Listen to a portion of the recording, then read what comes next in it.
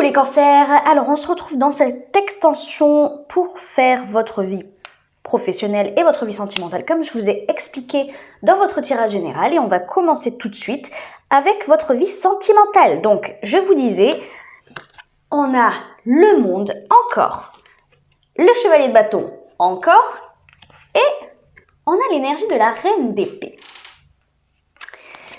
Donc là, tout ce qui a été dit dans votre tirage général, comme je vous disais, c'est soit lié à votre vie sentimentale, soit votre vie sentimentale influence ce qui se passe pour le mois de juin.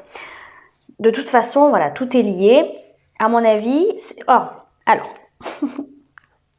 soit vous avez fait une rencontre sentimentale, parce qu'en d'autres decks, on avait le magicien dans votre tirage général, quand je les ai tirés, bien entendu. Soit vous avez fait une rencontre qui vous a fait comprendre que cette façon de faire, comme je vous ai expliqué dans votre tirage général, ce chevalier de bâton, j'ai l'impression que là, on me parle comme je vous disais, c'est une énergie très enthousiaste. C'est quelqu'un qui va vers les autres, au galop, quitte à se prendre un mur, c'est pas grave. Et j'ai l'impression qu'en fait, là, je la ressens légèrement différemment. C'est un peu le même délire, mais là, je ressens comme si, à chaque fois, vous donniez beaucoup trop de votre personne, en fait, vous donniez sans attendre de savoir si l'autre en face était prêt à donner aussi, et vous n'arrêtiez pas de donner, même quand vous ne receviez pas.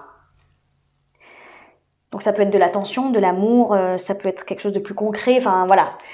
Il y a vraiment ce truc-là de vouloir se faire aimer à tout prix, j'ai l'impression. Et pour ça, et je pense que c'est lié du coup à votre passé avec ce 5 de denier qu'on avait dans votre tirage général, vous voulez à tout prix être aimé pour ce que vous êtes. Donc peut-être que soit vous en faites trop, voilà.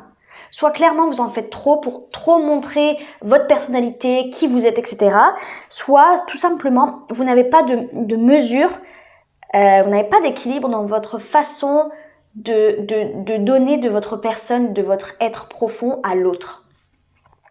Et j'ai l'impression que là, pour le mois de juin, ou peut-être dans un passé récent, vous avez fait une rencontre qui a changé cette façon de faire, qui a changé votre vision des choses, peut-être votre vision du couple, mais qui a changé votre vision de vous-même. Peut-être que cette personne, je sais pas pourquoi, je pense que vous avez fait une rencontre, mais je pense que cette personne, elle vous a dit, ça peut être l'autre personne. Alors, peut-être que vous êtes un homme et que cette personne est une femme, mais pas forcément. Ça, moi, j'ai l'impression que c'est votre énergie. Et ça, j'ai l'impression que c'est une énergie tierce. Je pense que cette personne, elle vous a soit dit tout simplement que... en fait, elle vous a peut-être dit, mais pourquoi tu agis comme ça? Pourquoi tu fais ça en fait? Enfin, je comprends pas. T'as pas besoin de mettre un masque ou d'en faire trop, d'en faire des caisses, des tonnes pour que je t'apprécie, pour que je t'aime même peut-être. Donc peut-être que cette personne, elle vous a clairement dit les choses et vous vous êtes rendu compte que vous en faisiez trop. Soit cette personne, elle vous a fait comprendre d'une certaine manière, de par son comportement, qu'il soit bon ou mauvais, entre guillemets, que vous en faisiez trop. Peut-être que cette personne, elle a tellement... Alors, pour certains, cette personne, elle a peut-être tellement profité, elle a tellement été lucide sur comment vous agissiez qu'elle en a profité et c'était trop. C'était trop pour vous et c'est comme ça que vous avez compris la leçon et que vous avez décidé d'agir autrement. Voilà. Il y a plusieurs cas de figure. Soit ça s'est passé avec des paroles, dans une certaine douceur, une certaine tranquillité, parce que vous avez accepté d'entendre la vérité, soit ça s'est passé un petit peu plus, pas violemment, mais un petit peu plus brutalement, parce que vous aviez besoin, si c'était beaucoup trop ancré cette façon de faire, vous aviez besoin qu'on vous secoue. Donc, c'est une relation peut-être passée ou actuelle qui qui n'a pas été très tendre et très drôle. Hein, voilà.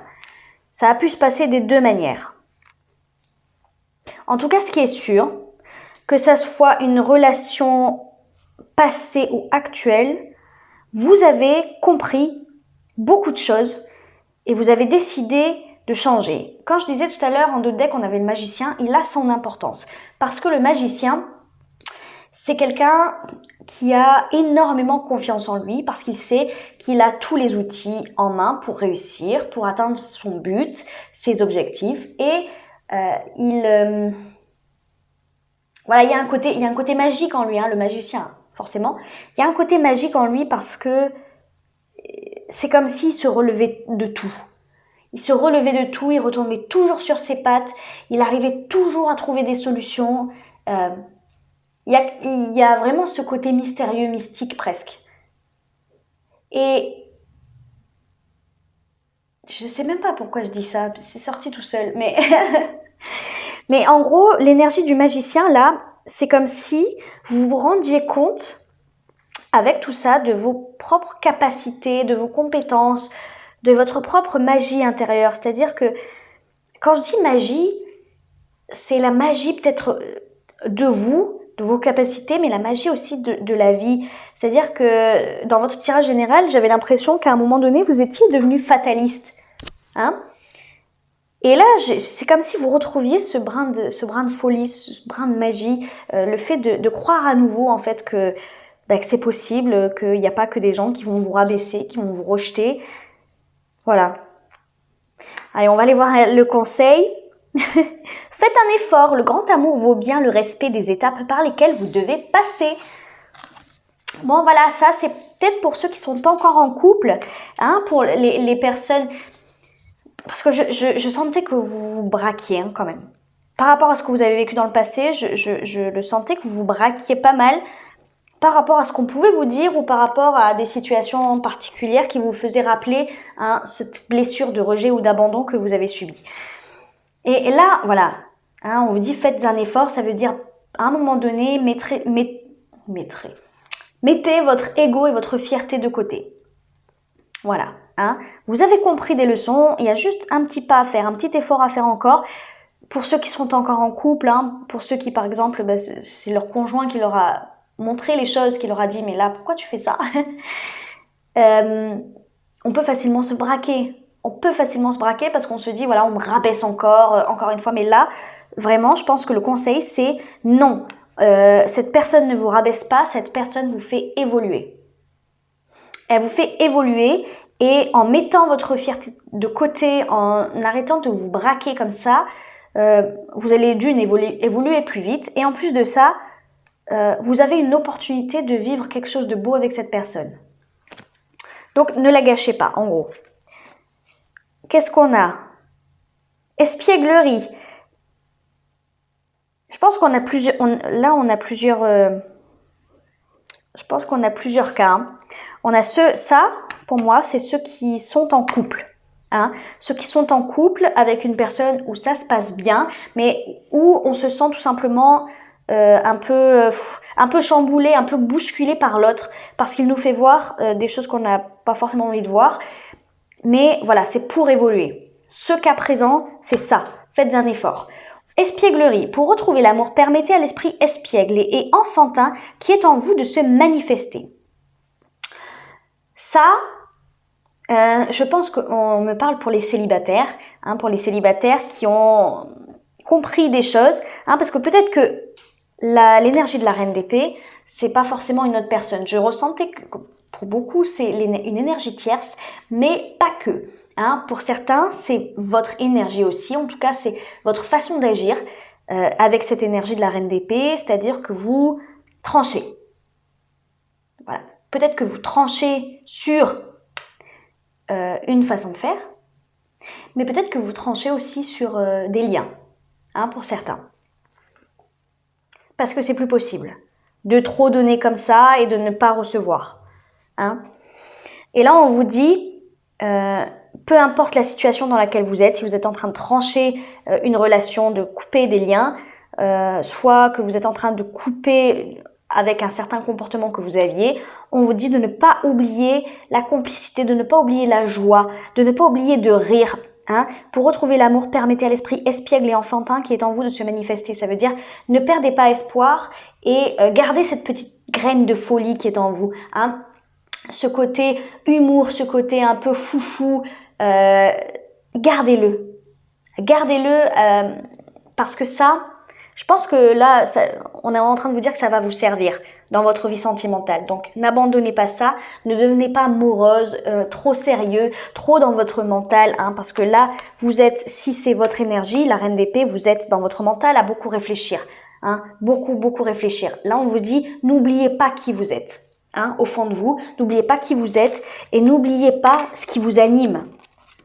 Ce qui vous anime au plus profond de vous, c'est la communication, le fait de se chamailler avec les autres peut-être, le fait de rire, l'humour, la joie, la bonne humeur. Hein. N'oubliez pas ça, parce que c'est très important visiblement. Et, ah ben oui. Et là, séparation, un certain temps loin de votre partenaire se profile à l'horizon. Donc, ben oui. Oui, c'est pas étonnant qu'elle sorte, parce que pour moi, ce que je vous disais, on a plusieurs cas de figure là. Et là, c'est pour ceux qui sont en train de trancher des liens. Voilà. Pour ceux qui sont en train de se demander si s'ils doivent couper les ponts avec certaines personnes qui ne leur apportent pas ce dont ils ont besoin, on vous conseille d'aller jusqu'au bout. Voilà. Hein.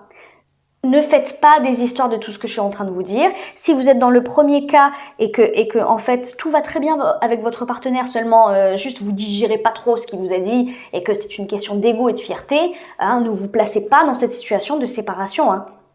Là, on est vraiment sur une situation où quelqu'un se pose réellement des questions et se dit est-ce que vraiment je continue? Mais au fond de vous, vous le savez. Vous le savez que pour ceux qui sont dans cette situation, vous le savez que vous devez couper ce lien. Vous le savez. Et je pense que ça vous amènera l'énergie du monde. Trancher définitivement avec cette personne, en fait, je ressens que ça va vous transformer.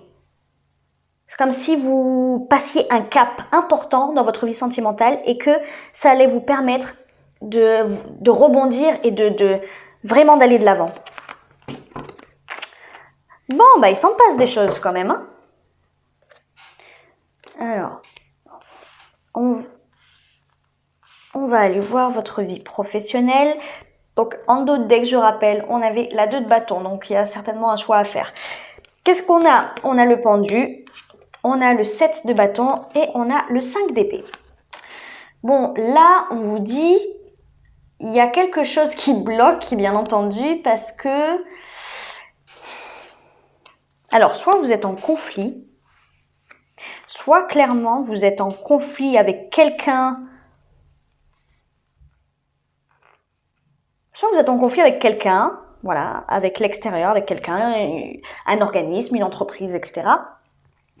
Soit vous êtes en conflit avec vous-même. En fait, j'ai l'impression vraiment que vous êtes en train de discuter avec vous-même, de débattre avec vous-même sans cesse, parce que vous ne savez pas si vous devez vous battre ou non pour votre vie professionnelle, donc peut-être pour votre travail actuel. Il y a quelque chose qui suscite un conflit intérieur chez vous, parce que vous ne savez pas si ça en vaut la peine, en fait. Clairement, vous ne savez pas si ça en vaut la peine. En fait, je pense que je vais même pas m'étaler sur ça. C'est très clair. Ce que j'ai sous les yeux, c'est très très clair. Vous devez faire un choix. Hein? Le 2 de bâton, c'est ça. Vous devez faire un choix et vous ne savez pas si vous devez vous battre pour la situation dans laquelle vous vous trouvez actuellement ou pas. Et vous n'arrivez pas... Parce qu'avec le pendu, ça signifie le blocage. Hein. Donc là, vous êtes bloqué dans cette situation, à mon avis. Hein. Mais c'est aussi celui qui n'arrive pas à se décider, qui n'arrive pas à aller de l'avant parce qu'il est bloqué la tête en l'air, j'allais dire. Non, il est bloqué la tête à l'envers et il n'arrive pas à changer son point de vue. Si il arrivait à changer son angle de vue, son point de vue, eh ben, il arriverait sûrement à voir les choses autrement et à pouvoir se dégager de l'arbre ou à pouvoir enfin avancer. Et là, je pense qu'en fait, vous êtes beaucoup trop la tête dans le guidon. Je pense que vous réfléchissez depuis longtemps, depuis un moment, peut-être depuis le début du confinement, qui sait, hein, mais vous posez la question si vous devez continuer ou pas peut-être, ou vous battre à ce point-là pour ça. Mais vous êtes vraiment trop dans le problème. Hein, vous avez la tête posée contre votre problème. Et en fait, vraiment, je pense que là, on vous dit que si vous prenez de la hauteur, si vous prenez du recul par rapport à cette situation, vraiment, si vous voyez les choses avec beaucoup plus d'objectivité, vous arriverez à prendre une décision cohérente, lucide et une décision, la décision la plus juste et la meilleure pour vous, en gros. Vous êtes beaucoup trop dedans. Et en gros, ce que j'entends, c'est que ça sert à rien de ruminer, ça sert à rien de se poser 36 milliards de questions, des questions qui reviennent en boucle en plus. J'ai l'impression que c'est les mêmes choses qui reviennent dans votre tête tous les jours. Donc ça ne sert à rien. Hein, au bout d'un moment, ce débat intérieur ne mène nulle part. En gros, c'est ce qu'on me dit. Et qu'il faut tout simplement voir les choses autrement. Alors pourquoi pas soit en parler à quelqu'un d'autre qui pourra vous apporter cette objectivité, hein, pourquoi pas, soit de prendre vraiment du recul, vous, hein, sur la situation. Hein. Je ne sais pas comment c'est possible, puisque je ne connais pas votre situation, mais vraiment de prendre du recul par rapport à ça. Et peut-être essayer, je ne sais pas moi, si vous avez des enfants, si vous avez, voilà, vous devez avoir des amis auxquels vous tenez, de la famille à laquelle vous tenez, imaginez la personne à laquelle vous tenez peut-être le plus dans votre situation. Qu'est-ce que vous le conseilleriez ? En fait, qu'est-ce que vous lui diriez ? Parce qu'un conseil qu'on donne à quelqu'un qui compte vraiment pour nous, c'est un conseil qui n'est pas intéressé et qui n'est pas guidé ni par la peur, ni par la fierté, ni rien du tout. Hein, c'est quelque chose qui a de l'objectivité. En règle générale, bien entendu. Parce qu'on veut le meilleur pour cette personne. Qu'est-ce que vous conseilleriez à la personne la plus proche de vous dans cette situation ? Voilà. Les conseils. À cœur ouvert, implorez l'aide et l'inspiration de Cannes, priez ou méditez. Ouais, calmez votre mental. Très très important. Il est en boucle là, hein, dans votre tête. Votre réflexion et vos pensées tournent en boucle, j'ai l'impression. Il faut absolument que vous trouviez une activité, quelque chose de totalement extérieur à tout ça, pour vous calmer l'esprit. Vous êtes beaucoup trop dedans. Donc déjà, ce qu'on vous conseille, c'est pour prendre de la hauteur, pour prendre du recul sur votre problème et votre situation, vous devez vous calmer, vous devez vous détendre. Si vous vous énervez à essayer de trouver une solution à tout prix, hein, à ça, une réponse en tout cas à votre problématique, vous n'allez jamais la trouver. C'est comme, je sais pas moi, quelqu'un qui se débat, je sais pas. Bon, je suis désolée, mais je vais employer une référence. Hein, voilà, parce que j'ai vu Harry Potter hier. Voilà, je vous dis tout. J'ai vu Harry Potter et la Chambre des Secrets hier. Et à un moment donné, c'est la première image qui m'est venue, je suis désolée. Hein. À un moment donné, ils étaient pris au piège par une plante qui les entourait et qui était en train de les ligoter et de les étouffer en même temps. Et en fait, il y a Hermione qui est en train de dire « Non mais détendez-vous, détendez-vous, c'est en vous détendant qu'on va pouvoir passer. » Donc elle se détend et en fait, vu que c'était comme un genre de piège, un genre de test, elle se détend et en fait, la plante la fait descendre et l'emmène dans un endroit en dessous, dans une pièce en dessous. Bref, elle était libre. Et il y avait l'autre, Ron, qui est en train de se débattre comme un fou. Et plus il se débattait... Ah voilà, oh, sinon j'ai mieux. Les sables mouvants. Désolée, hein.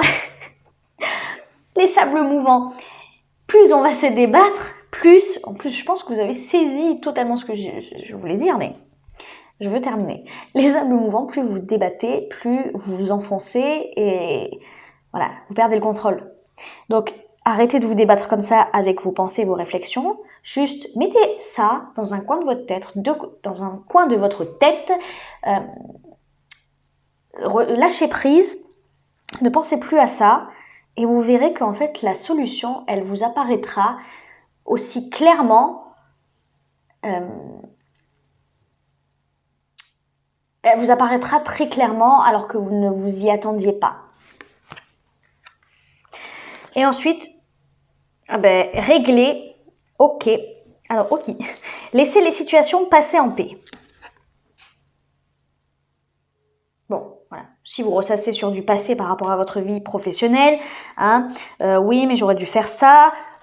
Oui, mais j'ai pas eu la reconnaissance que je méritais, machin. Ce genre de trucs par rapport au passé qui reviennent sans cesse, hein, et qui vous empêchent visiblement de faire ce choix, hein. Parce que quand même, le 5 d'épée, je rappelle, ça signifie les conflits, mais ça signifie aussi un grand ego et une grande fierté. Donc, hein, peut-être que vous n'arrivez pas à faire ce choix parce que justement, vous repensez à des choses qu'on vous doit ou des choses que vous méritiez et que vous n'avez pas eu. Détendez-vous, voilà. Détendez votre esprit. Je suis sûre qu'en vous détendant, vous allez avoir la réponse que vous attendez. Mais pas en réfléchissant sans cesse. Franchement, pour aller même plus loin, je pense que c'est même pas vous qui allez trouver la solution. On va tout simplement vous la foutre devant les yeux. Donc arrêtez de chercher, ça sert à rien. Allez, le message pour les cancers, s'il vous plaît. Ok. Renaissance, prudence, demandez. Là, on vous dit de ne pas faire n'importe quoi. On vous dit d'être attentif à ce que vous ressentez pour ne pas faire les mêmes erreurs que dans le passé. Hein. On vous dit que vous êtes encore fragile parce que vous êtes en train effectivement de renaître. Hein. Il y a un grand cycle qui est en train de se terminer. Ne pensez pas que vous êtes un warrior, ne pensez pas que vous êtes invincible parce que c'est faux. Vous êtes encore là dans une certaine fragilité le temps que le processus se mette en place et se termine. Hein, ce processus de transformation, de métamorphose et de renaissance de vous-même. Donc, n'allez pas trop vite. N'allez pas trop vite. N'oubliez pas ce par quoi vous êtes passé, bien entendu, mais n'en faites pas tout un plat non plus. C'est-à-dire, laissez les choses faire. Laissez les choses faire, ne luttez pas contre, hein, ne vous braquez pas. Et en même temps, de l'autre côté, n'allez pas trop vite, parce que vous êtes encore dans cette fragilité du processus de renaissance. Ok? Voilà les cancers. Écoutez, j'espère que ça vous a plu. Moi, je vous fais plein de gros bisous et je vous dis à la prochaine. Ciao, ciao.